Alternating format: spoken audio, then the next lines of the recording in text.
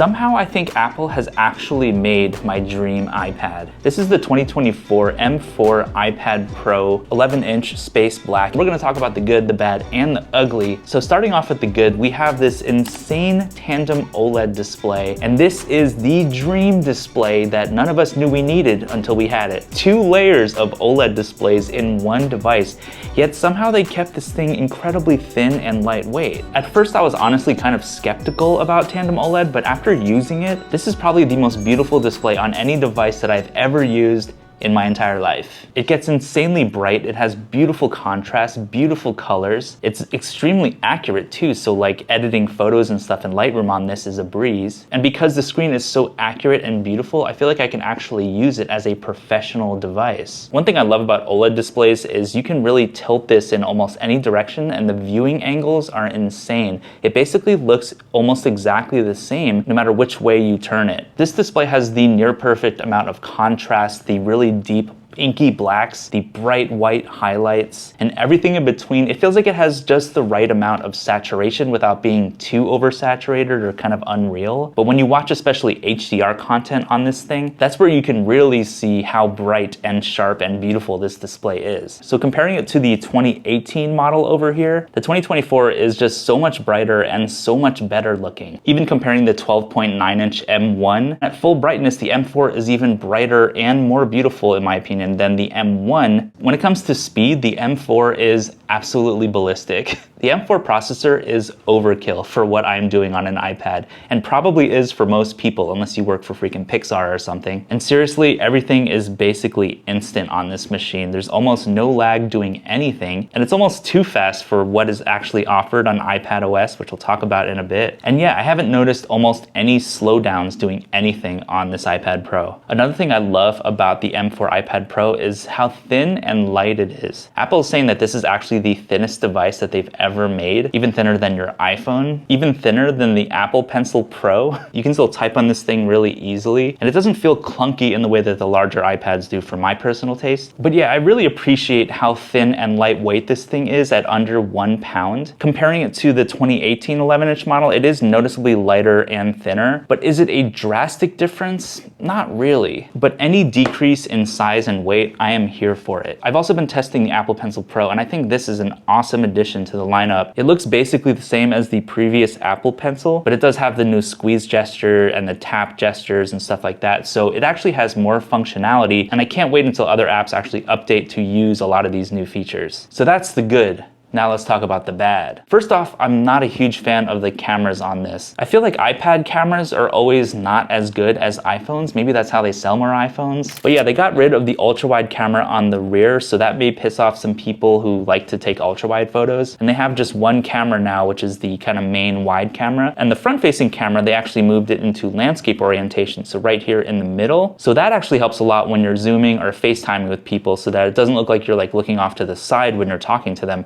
Now it kind of looks like you're looking at them in the eye. But the cameras on this iPad just kind of suck. This is marketed as a pro device, and these cameras don't really feel like pro cameras. Another thing I don't like about this iPad is the battery life is good at 10 hours, but it's the same battery life that we had on previous models, and it would have been really nice to see Apple give us a little bit of a bump, 15, 20 hours, something crazy. That said, the battery life has been pretty good so far, and I feel like I have to charge it maybe once every few days with a couple hours of use each day. And another thing I don't really like about this iPad is how Apple is saying how light and thin it is. And yes, it is absolutely light and thin. But is the M4 really that much thinner and lighter than even the 2018 model? Not really. It's definitely a noticeable difference, but I wouldn't say it's like a dramatic difference. It does feel very durable, and I don't feel like this thing will bend or crack unless you really put some force into it. And when it comes to the color of the iPad, I think the space black looks pretty awesome, though it is kind of a fingerprint magnet. Space black is a beautiful color, but there's only gray or black in the iPad Pro. It would be nice to see some other color options, like maybe a nice dark blue or purple or yellow or red or just something brighter. I don't know why Apple seems to make their Pro colors gray or black only. So that's the good and the bad. Now let's talk about the ugly.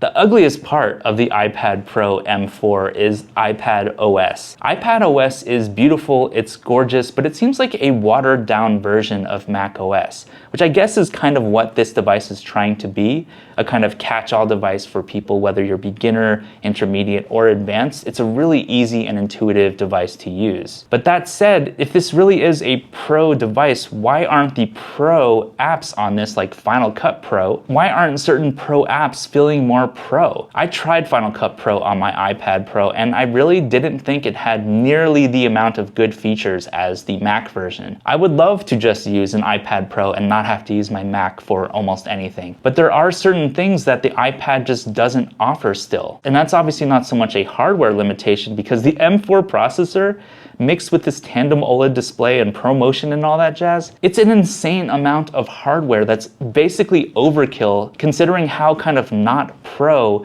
iPadOS feels to me most of the time. This is an amazing device for content consumption, even drawing and editing photos on a pro level. I think you can definitely do that with this device. But there's other things I want to do on here, like making music, for example. Ableton Live, the software that I use to make my music, doesn't exist on iPad yet. And by the way, if you want to hear my music, search for Ben Aqua on Apple Music and Spotify. I highly appreciate all of your streams and support. But yeah, I wish there were better software options and a better software experience overall in iPadOS, which is starting to feel kind of stale to me, honestly. It's this incredibly advanced processor, this amazing screen, but the software itself just doesn't utilize the M4 in ways that it probably could. For me at least, the iPad is still not a laptop replacement. Like, what's the point of a beast mode processor and this beautiful display if the apps themselves are watered down? And the last big con that I have of this iPad Pro is it's kind of expensive.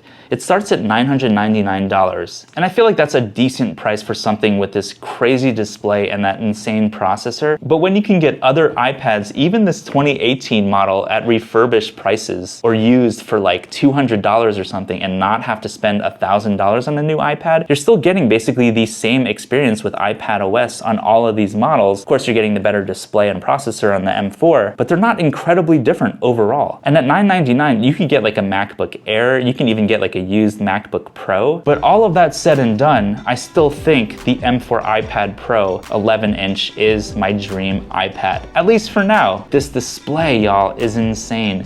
The M4 processor is ballistic. It's like too fast. Tandem OLED is a game changer when it comes to display tech. That's what I think really sets this particular iPad Pro apart from all the other iPads that exist. So that display mixed with the M4 processor, chef's kiss. This is my dream iPad, even though iPadOS sometimes make it feel like the iPad of my nightmares.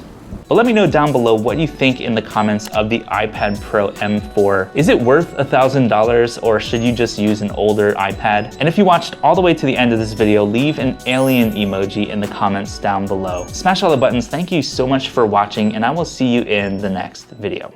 But when you can get much better, but when you can get other iPads,